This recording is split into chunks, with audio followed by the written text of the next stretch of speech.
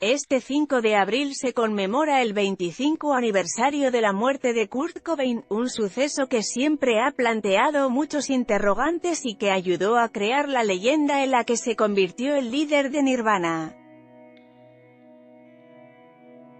El grunge no se entiende sin él y es una pieza imprescindible para entender la historia de la música contemporánea. 25 años después son muchos los que siguen escuchando sus canciones y admirando esa rebeldía y esa rabia adolescente que contenían. Se ha hablado mucho de él y de lo que fue su vida y aún así, sigue siendo un gran desconocido para muchos. Por eso, todavía se siguen publicando biografías para acercarnos a lo que fue su vida. Una de las últimas, en formato ilustrado, la firman David Aceituno y David Buisan, el primero como autor y el segundo como ilustrador. Dos fans del grupo que han descubierto muchas cosas del personaje al que admiraban en su adolescencia. El resultado es un retrato de un personaje que influyó en toda una generación y los lectores potenciales del libro son todos los que fuimos niños adolescentes en los 90 que tenemos el recuerdo. Los fans de Nirvana, y gente más joven que quiera acercarse, gente que le guste el rock, la música. Me parece que aunque no te guste el género musical es una historia interesante como biografía, asegura Buisan. Pura contradicción. El reto más complicado ha sido intentar que la gente viera el mundo de contradicciones en el que vivía Cobain. Atrapado en una insatisfacción continua, por un lado por culpa de las drogas, pero también por su dolor de estómago, que no sé si mucha gente conoce. Tenía una dolencia crónica estomacal que le llevó a la heroína de la que se hizo adicto. Tenía una insatisfacción continua, resalta Aceituno. Y es que si es tan difícil entender a Cobain es por esas continuas contradicciones. Cuando publicó Bleach no acaba de estar contento, con el Nevermind decía que el sonido era demasiado nítido. Estaba siempre insatisfecho. Cuando estaba con un sello independiente estaba descontento porque no tenía éxito. Cuando publicó Nevermind, el éxito se le echó encima y terminó peor, le sobrepasó. No estaba contento con eso de que le dijeran que era una especie de mesías para una generación.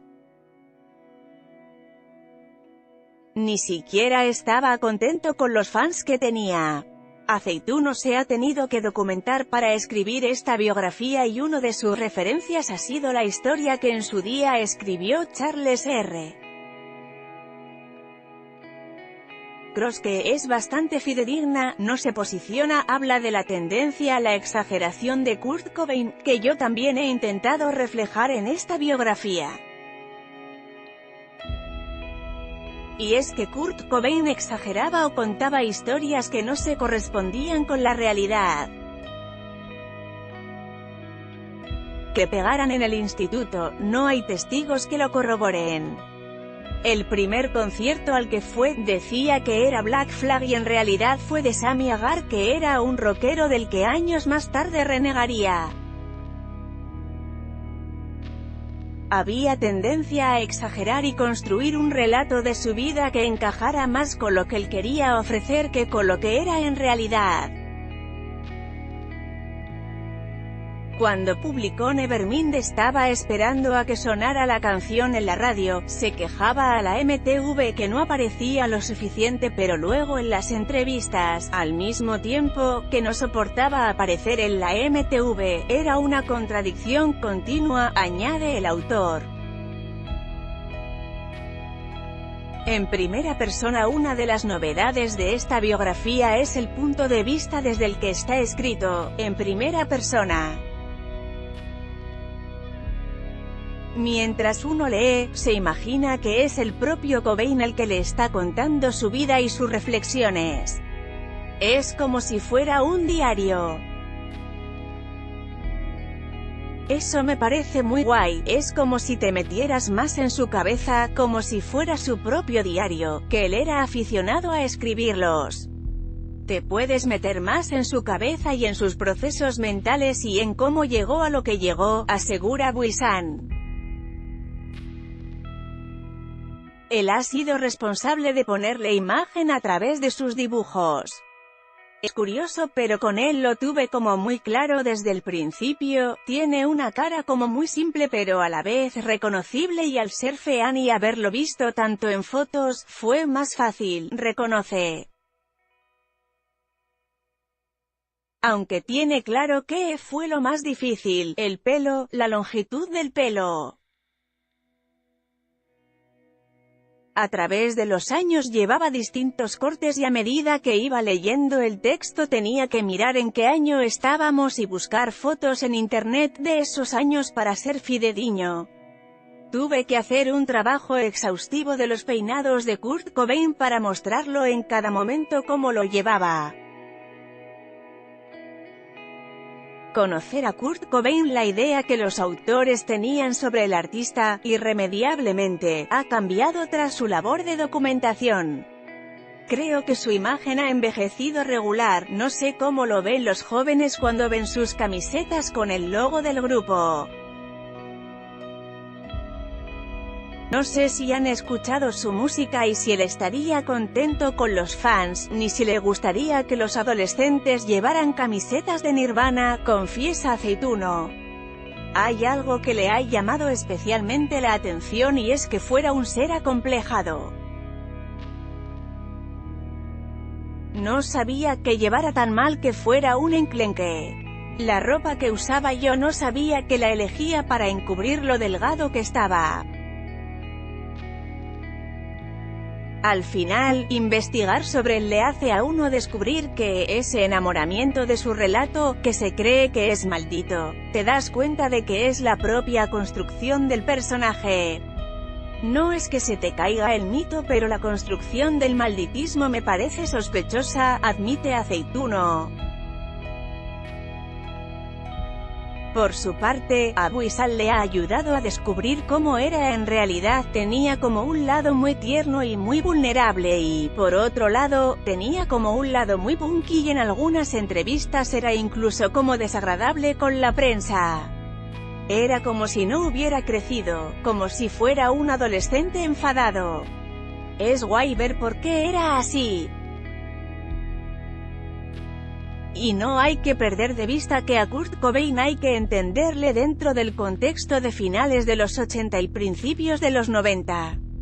Una época en la que, según Buisan, las bandas de rock eran como muy masculinas en el mal sentido, los típicos machitos, ligones, estas bandas de heavy metal y los que empezaron.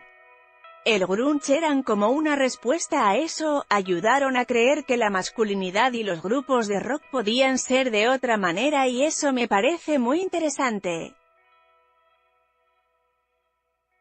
Al final, para el ilustrador ha sido una manera de acercarse a una información que en los 90 era más inaccesible, porque piensa que cuando yo era fan en aquellos tiempos no existía y sabías pocas cosas de tus ídolos. Sabías lo justito, lo que salía en las revistas. Yo no sabía nada de su infancia y detalles de estos.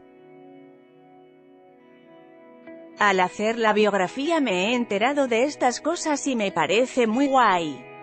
Las mujeres de Cobain. Una parte importante en esta biografía son las mujeres que fueron formando parte de su vida y que fueron clave tanto en su forma de afrontar la realidad como en la de crear. La primera, que se le conoce como novia oficial, Tracy, le ayudó mucho, sobre todo económicamente. Lo sostuvo mucho tiempo mientras él se negaba a trabajar en supermercados o limpiando y fue adquiriendo un rol de madre, recuerda Aceituno. El momento de mayor crisis fue cuando conoció a Toby Bale, que era batería de Bikini Kill, ahora de Riot GRRRL, y le aportó formación ideológica, la que le inspiró. La frase "el punk es libertad" y odiaban juntos el corporativismo, aunque luego acaba en una multinacional por mucho que dijera que era para bombardear desde dentro sus pilares. La mayoría de las canciones de Nevermind fueron inspiradas por la ruptura con Toby Bail. Continúa. Kurt Cobain con Courtney Love y su hija Frances Bean. Bean y su fante, Getty Images, aunque, sin duda, la más mediática fue Courtney Love. La más conocida y la que más juego da para dar titulares es Courtney Love, y hay gente que dice que era la que le incitaba a drogarse y no fue tan así. En la tercera o cuarta cita fue él quien le dijo "vamos a inyectarnos heroína". En cuanto a la música, es capaz de abrirse mucho más en Inútero, de escribir letras más personales, más profundas y más trabajadas, y esto fue por Courtney Love, que le incitaba a perfeccionarse, que mejorara las letras, le aportaba lecturas nuevas, asegura. Final esperado. Kurt Cobain se suicidó un 5 de abril de hace 25 años y nos sorprendió en exceso de la noticia porque había bastantes antecedentes que hacía pensar que podría ocurrir algún día. Parece claro que todo encaminaba al suicidio. En el 81, que era un chavalín, con esos vídeos que hacía en Super 8, ya tocaba esos temas. Las letras en los diarios hay muchas pistas. En el 93 tuvo 12 o 13 sobredosis y sobrevivió. Se inyectó una dosis letal y remató la faena con el disparo. Iba a tiro fijo, no me voy a equivocar. En Roma, un mes antes, estuvo en coma y no se dejaba ayudar, no quería ser ayudado, reconoce Aceituno. Su familia también tenía antecedentes en este sentido. Su padre tenía un carácter bastante depresivo. Había un tío también que se había clavado un cuchillo delante de la familia. Tenía esa obsesión un poco a lo bestia, añade Kevin Mazur. Why Match. Hay como 3 realidades inseparables del suicidio: el perfil depresivo, las drogas y el dolor de estómago. Y si uno se pone en plan más teórico, yo diría que Cobain tuvo una depresión que nunca fue tratada. Al final intentaron terapias, desintoxicación, pero él no escuchaba. Se escapaba del centro de desintoxicación. Hay gente que no quiere dejarse ayudar, concluye. Queda preguntarse si Cobain hubiera sido la leyenda que es hoy en día de no haberse suicidado, y el autor lo tiene bien claro. Yo diría que no.